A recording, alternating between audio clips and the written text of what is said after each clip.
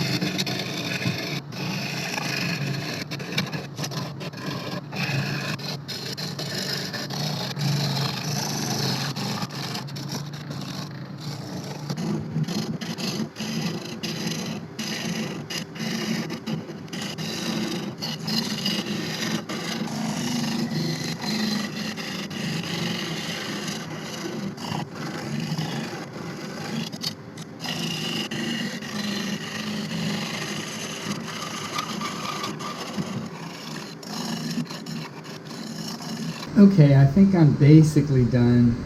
I got to microwave this. I mean, you can see how wet it is.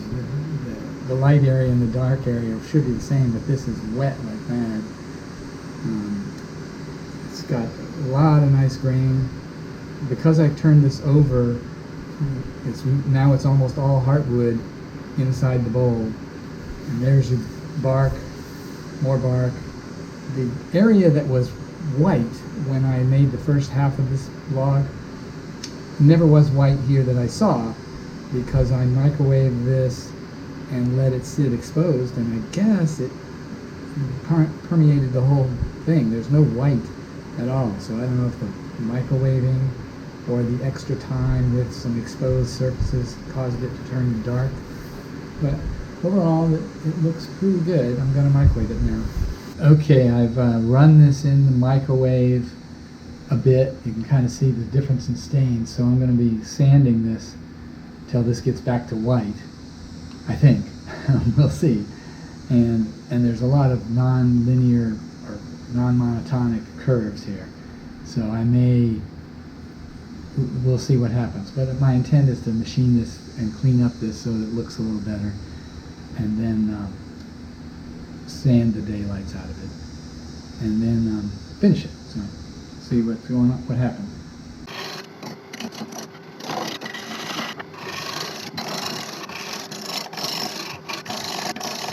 Okay, now yeah, I think you can see that all the stains on the inside are gone. Obviously that I haven't done yet, because it should all be similar to that white. The other thing that was revealed is all of the texture color that happens from yearly cycles through there. You can see little stripes going around. It looks really cool. But overall, it's pretty good now. Now I just got to get this surface and that surface, and then I should be good.